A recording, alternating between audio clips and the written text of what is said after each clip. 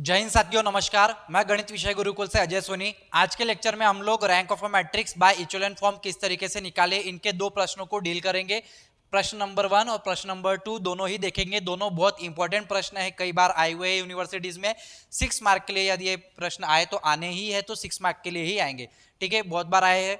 IIT jam, maths optional, BSc maths, UPSC maths, engineering mathematics सभी में काम के हैं। जो मैं प्लेलिस्ट बना रहा हूँ मैट्रिसेस की, सभी में लाई होगी। चाहे आप बीएससी के स्टूडेंट हो, इंजीनियरिंग के स्टूडेंट हो, या फिर आप मैथ्स ऑप्शनल कर रहे हो, आप सभी विद्यार्थी इन एग्जाम्पल्स को सीख सकते हैं, पढ़ सकते हैं और बहुत आसानी से किस तरीके से इसे सॉल्व करना है आप समझ जाएंगे, तो आप और भी एग्जाम्पल्स को सॉल्व कर पाएंगे। पहला प्रश्न आप लोगों को दिया गया है कि रिड्यूस करना है हमको मैट्रिसेस को इचेलॉन फॉर्म में और हमको रैंक निकालनी है। रैंक किस तरीके से निकालेंगे, इचेलॉन फॉर्म क्या है, इसके पहले का लेक्चर मैंने लिया है।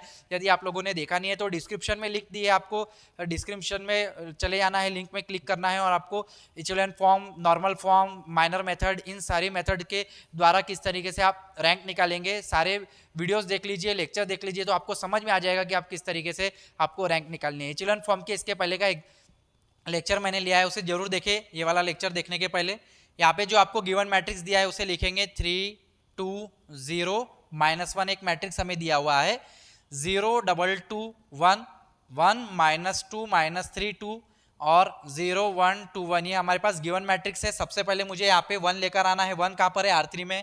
R1 और R3 को हम इंटरचेंज कर देंगे। R1 और R3 को अपन इंटरचेंज करते हैं तो क्या मिलेगा अपन को, 1 -2 -3 2 और 0 2 2 1 as it is, R2 as it is रहेगा। लास्ट वाला भी 0 1 2 1 एज इट इज रहेगा, सिर्फ ये बदल जाएगा, 3 -2 0 -1 हो जाएगा। अब हम इसको यहाँ पे हमें 0 चाहिए, अगेन हम लोग यहाँ पे इंटरचेंज करते हैं, R3 और R4 को इंटरचेंज कर देंगे। R3 interchanges with R4, interchange करेंगे तो हमको क्या मिलेगा, मैट्रिक्स यही मैट्रिक्स रहेगा, बस थोड़ा सा चेंजेस क्या हो रहे हैं, R3 R4 बन रहा है, तो R3 और R4 बन रहा है तो R1 और R2 एज इट इज रहेंगे। 0 2 2 1 0 1 2 1 3 -2 0 -1 3 -2 0 -1 0 1 2 1 बराबर हम लोगों ने लिख लिया है। 3 की जगह 0 लेकर आना है। 3 कहाँ पर है, R3 में प्रेजेंट है। R3 को 0 बनाना है तो हम लोग R3 को ही चेंज करेंगे, R3 -3 करेंगे। सहारा किसका, माइनस या प्लस करते समय, क्योंकि हम 3 को 0 बना रहे हैं तो माइनस या प्लस करते समय सहारा 1 का। 1 यानी कि क्या होता है, 1 कहाँ पर दिया है उस रो में, उसको देखना है, R1 में दिया है तो R1 लिखेंगे। इस तरीके से हमारे फॉर्मूले जनरेट होते चले जाते हैं।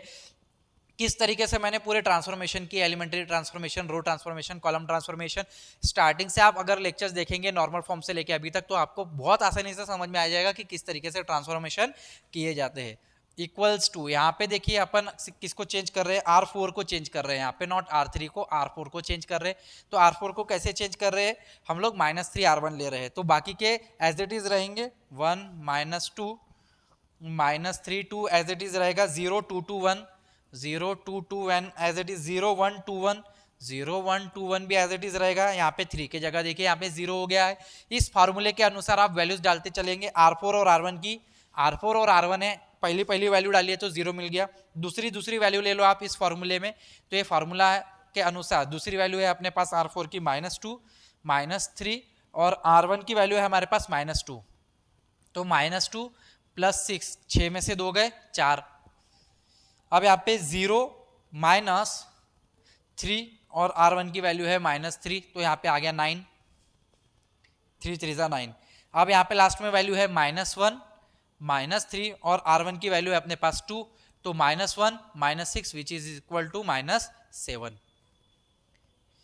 अब यहाँ पे देखिए हम लोग, यहाँ पे हमको 1 चाहिए, यहाँ पे देखिए 0 है, 0 के बाद हम लोगों को कभी भी याद रखिए 1 चाहिए इस रो में, तो हम इसको घुमा देंगे यानी इंटरचेंज कर देंगे। R3 और R2 को इंटरचेंज करेंगे। R3 और R2 को इंटरचेंज करने के बाद 1 -2 -3 2, उसके बाद यहाँ पे आ जाएगा 0 1 2 1, लास्ट में आ जाएगा 0 2 2 1, एकदम लास्ट में हमारे पास आ जाएगा 0 4 9 -7।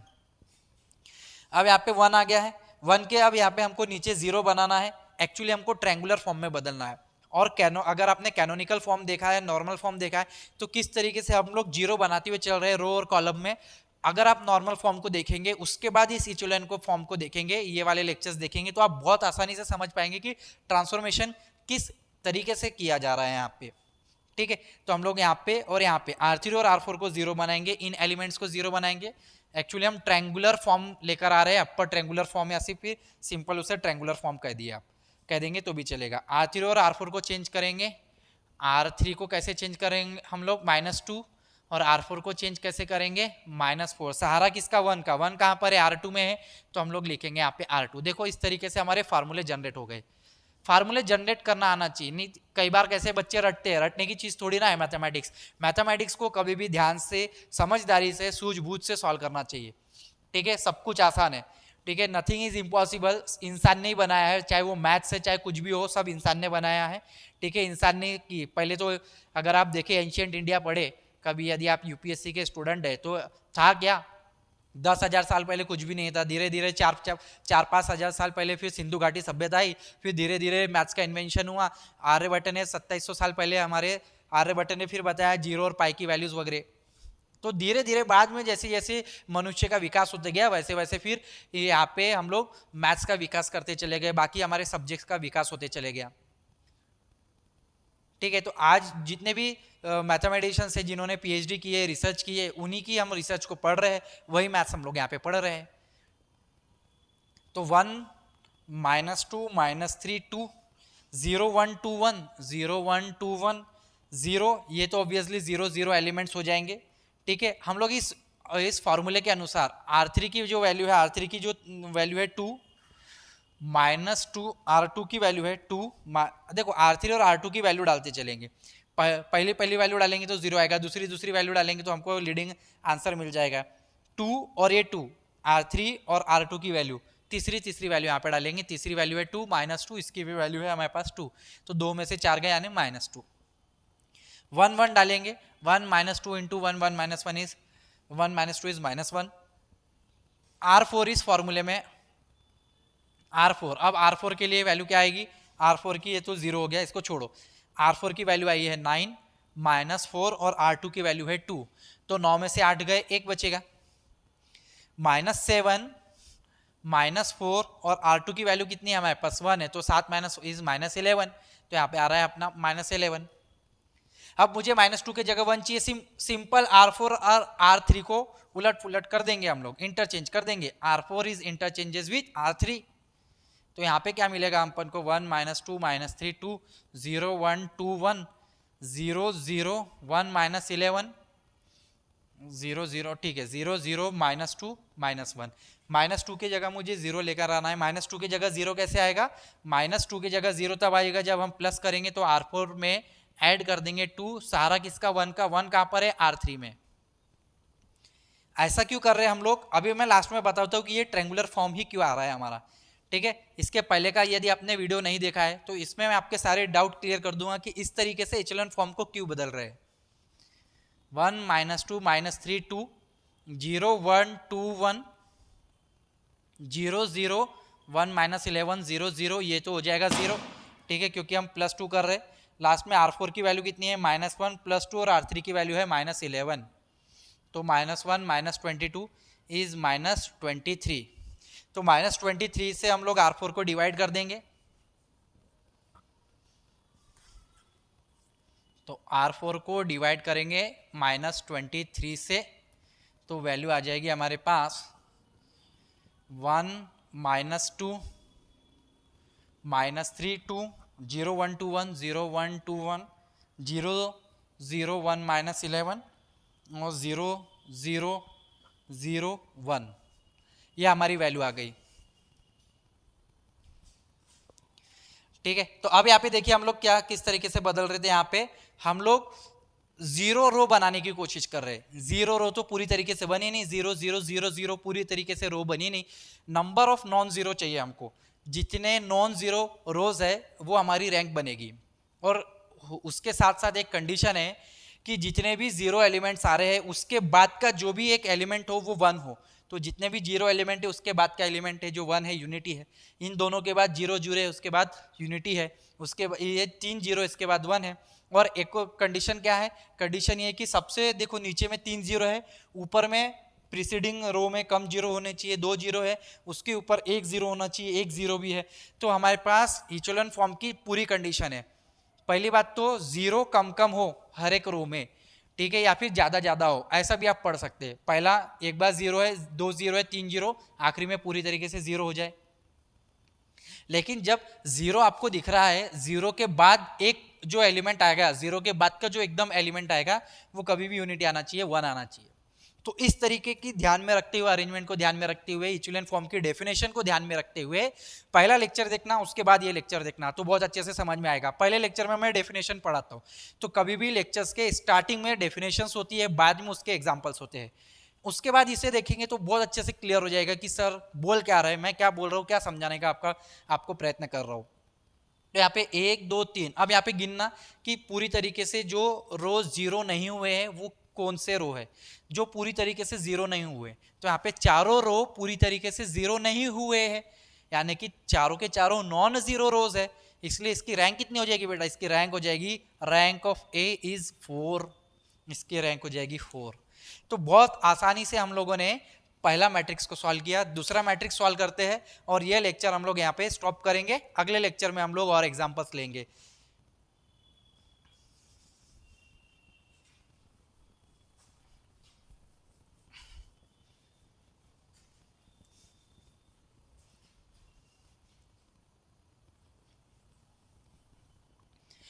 नंबर 2 क्या मैट्रिक्स दिया हमें, -1 2 3 -2 2 -5 1 2 3 -8 5 2 एंड लास्ट में 5 -12 -1 6। ये हमारे पास मैट्रिक्स दिया है। 2 3 5 की जगह जीरो लाना है इसकी जगह। तो हम लोग R1 को पहले देखो, हमारी आदत है हम -1 से मल्टीप्लाई कर सकते हैं, यहाँ पे प्लस करेंगे, इसको मल्टीप्लाई करके आंसर 0 0 होता चले जाएगा। यानी कि मैंने जो बोला आपको समझ में नहीं आया, खैर जाने दो, ये -1 को मैं 1 में बदल देता हूँ, तो -1 से मल्टीप्लाई कर देता हूँ R1 को। फिर इसकी हम लोग ट्रांसफॉर्मेशन लेंगे। तो इजी से इजी बनाने की प्रयत्न करो, इजी से इजी। 1 2 3 2 -1 रख के भी हम लोग इसको ट्रांसफॉर्म कर सकते थे, ठीक है। यहाँ पे क्या चाहिए अपन को, -2 चाहिए, तो बस हम लोग 2 से मल्टीप्लाई कर देते और इसमें माइनस कर देते तो प्लस कर देते तो जीरो हो जाता था। खैर पहले हम लोग -1 से मल्टीप्लाई करते, बाकी एज इट इज 2 -5 1 2 3 -8 5 2 5 -12 -1 6। ओके, 2 3 5 इनके जगह अपन को जीरो बनाना है, 2 3 5 की जगह। तो हम लोग क्या लिखेंगे यहाँ पे, R2 को चेंज कर रहे, R2 -2, सहारा किसका, 1 का, 1 कहाँ पर है, R1 में। R3 को चेंज करेंगे, R3 -3 R1, और किसको चेंज करेंगे, R4 को चेंज कर रहे, R4 -5 R1। तो जब हम इस तरीके से ट्रांसफॉर्म करेंगे तो हमको क्या मिलेगा, एक नया मैट्रिक्स इस तरीके से मिलेगा। 1 तो है, पहला जो रो है वो एज इट इज रहेगा, 1 2 3 -2 एज इट इज रहेगा। तो नहीं, ये माइनस से मल्टीप्लाई किया ना हमने, तो ये प्लस हो जाएगा। तो ये हो गया प्लस, ये 3 1 2 3 ये हो गया माइनस, ठीक है, 1 2 3 ये भी हो गया प्लस, ठीक है। अच्छा हुआ यहाँ पे समझ में आ गया, गलती हो जाती है आगे, -2 -3 और ये हो जाएगा प्लस, ठीक है। ऑब्वियसली ये तीनों तो हो गए जीरो, इनको जीरो बना रहे थे हम, ये हमारा एम था, उद्देश्य, तो इनको जीरो बना दिया, ठीक है। अब ये फॉर्मूले में R2 -2 R1, ये फॉर्मूले में दूसरी वैल्यू रखते चलो। R2 की दूसरी वैल्यू है -5 और R1 की वैल्यू है -2 और R1 की वैल्यू है -2, तो -5 + 4 -1। तीसरी वैल्यू रखते चलो, 1 -2 और इसकी वैल्यू है -3, तो ये 1 + 6 ये हो गया आपका 7। उसके बाद 2 -2 और R1 की वैल्यू 2, यानी आंसर आ रहा है यहाँ पे आपका लास्ट में -2। तो हमने यहाँ पे 3 वैल्यू रख दी है। नाउ R3 का फॉर्मूला है R3 -3 R1, -8 -3 -2, -8 + 6 -2। उसके बाद 5 -3 और R1 की वैल्यू है -3, 5 में माइनस माइनस प्लस 9 9 + 14। उसके बाद लास्ट में R3 की वैल्यू है 2, -3 और R1 की वैल्यू है 2, तो -6 is -4। Now last formula R4 -5 R1, R4 -5 R1, R4 की पहली तो रख दी हमने, तो जीरो आ गया। दूसरी -12 -5 -2, तो -12 माइनस माइनस प्लस यानी कि 10, यानी कि आ जाएगा आंसर -2। और यहाँ पे रखेंगे आप -1 -5 और R1 की वैल्यू -3, यानी कि 15 में से एक गए 14, 14। उसके बाद 6 -5 और R1 की वैल्यू है 2, 6 में से 10 गए यानी -4। यहाँ पे आप काफ़ी आसानी से चेक कर पा रहे कि यहाँ पे काफ़ी आसानी से आप बता पा रहे हैं, देखो R3 और R4 आइडेंटिकल है, इसको हम लोग यहीं पे निपटा देंगे। ठीक है, तो R3 और R4 में एडिशन ले लो या माइनस ले लो। ठीक है, माइनस लेना पड़ेगा हमको, R4 को चेंज कर रहे हैं हम लोग, R4 माइनस R3, तो 1 -2 -3 2, 0 -1 7 -2, और ये हो गया 0 -2 14 -4 0 0 0, -2 माइनस ऑफ -2 इज +2, तो आंसर आ गया 0। 14 में से 14 गए 0, -4 -4 is plus, so answer is 0। अब यहाँ पे देखो R2 में हमको -1 नहीं चाहिए, हमको 1 चाहिए। ठीक है, 0 के बाद वाली जो वैल्यू होती है वो यूनिटी होनी चाहिए, 1 होना चाहिए, तो R2 को चेंज करेंगे, R2 इंटू -1, -1 पहले लिख देते हैं, -1 इंटू R2 कर रहे हैं हम लोग, तो -1 से मल्टीप्लाई कर रहे हैं, 1 -2 -3 2 एज इट इज रहेगा, 0 1 -7 और +2 हो जाएगा। आखिरी में है अपने पास थर्ड रो में 0 -2 14 -4 0 0 0 0। इसका भी हम लोग केस हटा देते हैं, यहाँ पे R3 को पूरी तरीके से 0 बना सकते हैं, R3 को 0 बनाएंगे, +2 सहारा किसका R1 का यूज करेंगे, तो यहाँ पे देखिए 1 -2 -3 2 0 1 -7 2 0 0 0 0 0 0 0 0 पूरी तरीके से बदल चुका है। तो नीचे जितने भी 0 आ रहे हैं उससे कम 0 उसके ऊपर के रो में है, और उस 0 के बाद वाला जो पहला जो स्टार्टिंग एलिमेंट होगा वो 1 होना चाहिए, यूनिटी है यहाँ पे। तो यहाँ पे कितने नंबर ऑफ नॉन जीरो रोज है, जो पूरी तरीके से 0 है उनको छोड़ दो। नॉन जीरो कितने आए हैं, जो कि नॉन जीरो है, पहला और दूसरा दोनों के दोनों नॉन जीरो है, तो इसकी रैंक कितनी हो गई मैट्रिक्स की 2, रैंक ऑफ मैट्रिक्स इज 2। तो यहाँ पे हम लोगों ने दो बहुत इंपॉर्टेंट एग्जाम्पल देखे, दोनों अच्छे खासे वेटेज के लिए आएंगे। ठीक है, उम्मीद करता हूँ कि आज के लेक्चर में मैंने जो भी दो मैट्रिक्स आपको पढ़ाए हैं, ये दोनों मैट्रिक्स के सॉल्यूशन आपको समझ में आए होंगे, रैंक किस तरीके से निकालना है आपको समझ में आया होगा। यदि लेक्चर आपको अच्छा लगा है, लेक्चर पसंद आ रहे हैं, ठीक है, तो ज़्यादा से ज़्यादा विद्यार्थियों तक शेयर करें, क्योंकि हमारा मानना है ज्ञान बांटने से बढ़ता है। मिलेंगे अगले वीडियो में। जय हिंद, जय भारत, वंदे मातरम साथियों, धन्यवाद आप सभी का।